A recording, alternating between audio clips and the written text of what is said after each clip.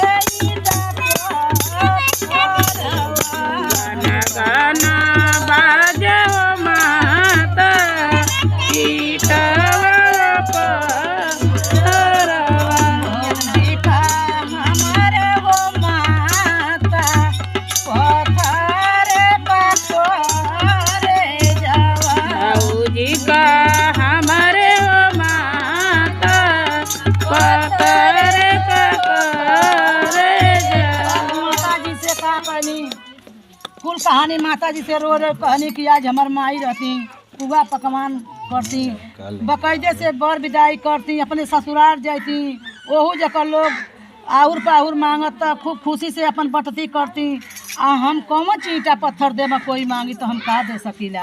अब वहाँ से माता रानी के रोई के अपनी भाई से जब रोनी तब न भौजैया कहल कि ए ननद ए बहनी आवा तोहरी अचरवा में तनी खोइछा डाल दई तो धाने का टूड़ वाला रह तब टूड़ वाला धान डाल खोइछा का तब वो बेचारी जब बनल तो चबर चबर गड़े लगल तब फिर माता जी से कहत हिय कि माई मोरी रहती है माता डलती गिरा खोई छावा माई मोरी रहती माता डलती गिरा खोई चवारी रहती है माता डलती गिरा खोई छावा माई मोरी रहती माता डलती गिरा खोई चवारी हमारी डालनी हो माता दाने का हो खोई छावा भौजी हमारे डलली हो माता दाने का खोई चवा खोजे हमारे माता धसे धाने खोई छावा आटोई अंगमाए माता गसे धने खोई चवा खोजे हमारे माता धसे धाने खोई छावा तोई अंगमा माता दसे धने खोई चवा हमारे वो माता पतारे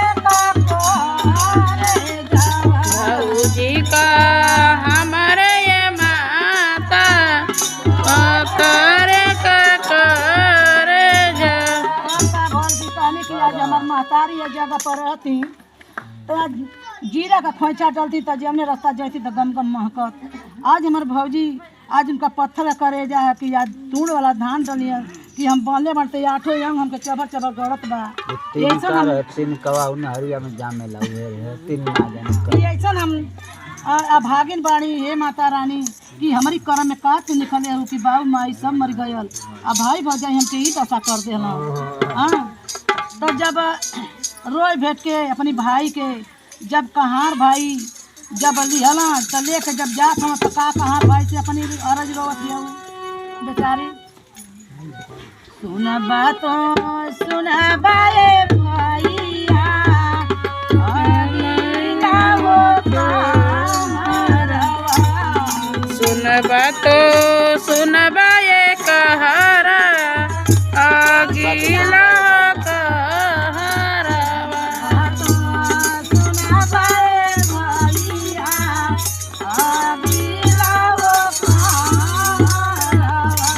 सुनबा तो सुनबा ये भैया अगिला हो कहरवा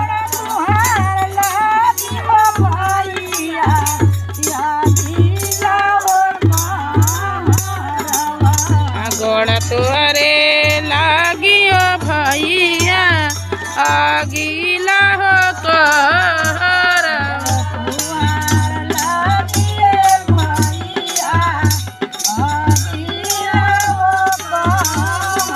गोड़ तो लागियो भैया अगिला हो कहरवा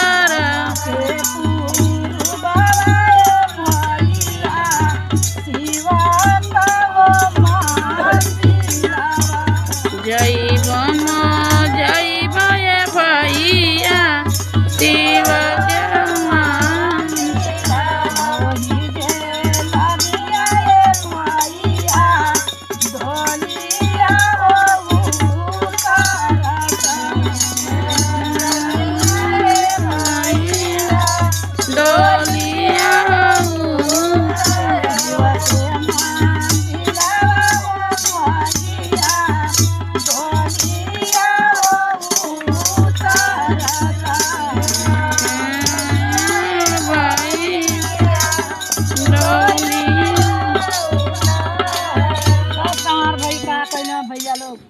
जब वही डोली गांव के पूर्व श्री गुरु का मंदिर है, श्री गुरु का भक्त रवि कहनी वही जो उतरला कहने कि ये कहाँ भाई यही रहा लोग तनी श्री गुरु से हम तनी मिलने चाहिए। देखी कि हमारी कर्म में इतना पूजा पाठ कैनी हमारी कर्म में आना बेबन निकल मन कि हम कैसे अंगूरी धरा के इनके जियाई की अपन पेट जियाई न घर न कुछ न मिलल बा हम के तरह ईटा पत्थर ये तरह बात बा जाई को कुल आदमी मंगिए आउर पाऊ तो हम कौन मुँह दिखाई हमारे इतना नसीब का मुक्त हो गई जाए के अब वहाँ अनहरा का हाथ धैनी श्री गुरु की मंदिर में लेके अनहरा के लेके गिरनी तब फिर अनहरा से रोवत ही का कहती सुनबा तो सुनबा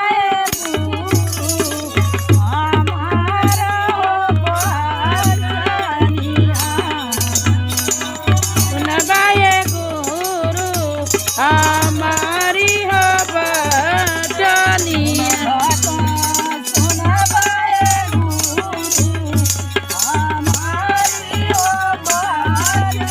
सुनबा तो सुनबा ये गुरु हमारी हो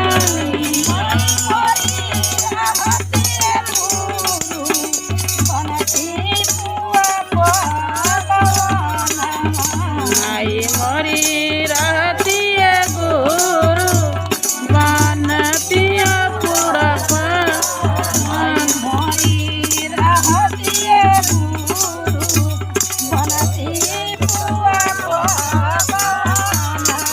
आई मोरी रहती है गुरु बनती पूरा पकवान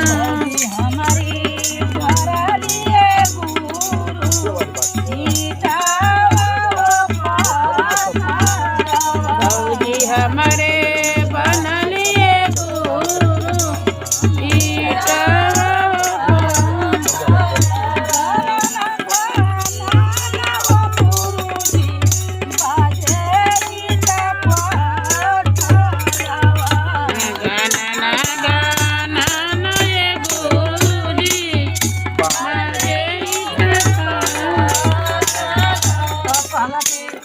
गुरुजी हम इतना पूजा पाठ कैनी हमार भौजी बक्सा में ईटा पत्थर भूसा भरले हैं लुगरी फटई भरले हैं हम कैसे केमने विधि रह तब ई कुल जब सुना भैनी तब फिर कहती माई मोरी रहती है गुरु बनती जीरा खोई चावा आई मोरी रहती है गुरु बनती जीरा कोई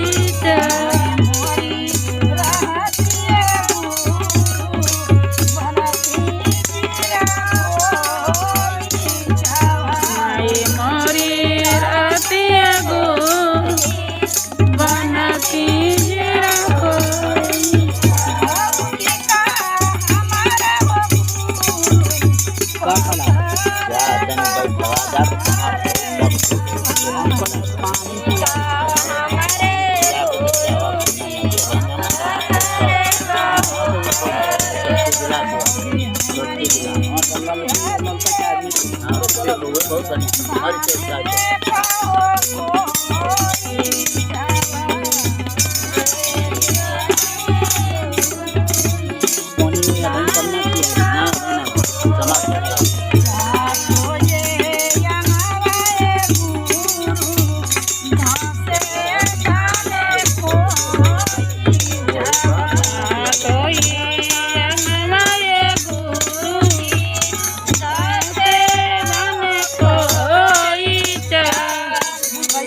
कि जब लेके गईना श्री गुरु कहना प्रगट होके कहना कि जा तुहसे जीवन केहू मांगी वो बक्सा में से खोल के तू दिया सब कुछ होई तू लेके जा पहले आ हाई भभूत हम दे थी लगा थी एकदम सोबरन हो जाइए तू जा अब महल हटाई सब कुछ बन के तैयार हो जाए।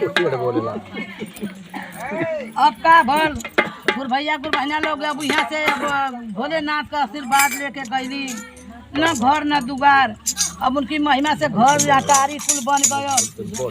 जब गईली तब कहार पाहुर मांगे लगना कि अरे दुल्हनिया पाहुर हो तब देबू अबू तो बेचारी अपन जब गईली बक्सा में से खोल के जब बाबा देवे गईनी पौरा हाँ तो पहुरा देवे गईनी तो एकदम सोना चांदी या सर्फी हो गई। जब सोना चांदी या सर्फी हो गई खाजा खजूर ठोका कुल का हाँ बताइए हमारे वह कुछ सब कुछ हो गया उनकी दया से। तो जब एक मुट्ठा चारों कहार के जब दिहली तो चारों कहार का कहत हम कवनो जे राजावा का दियावा कवनो जे राजावा का दियावा दिया मोती बाबूरावा कौनो राजवा का दियावा दिहला मोती पाहुरावा जे राजावा का दियावा दिया मोती कौनो राजवा का दियावा दिहला मोती पाहुरावा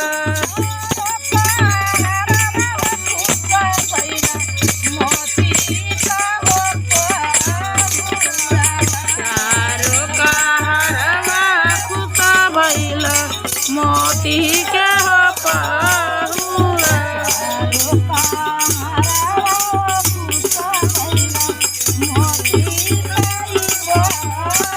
चारो कहरवा खुका भइल मोती के हो पाहुरावा चारों कहार पा गई कहना कि बड़ी अगरवाले का बेटी है। जय हो भोले बाबा हाँ ई बड़ी अगरवाले का बेटी है।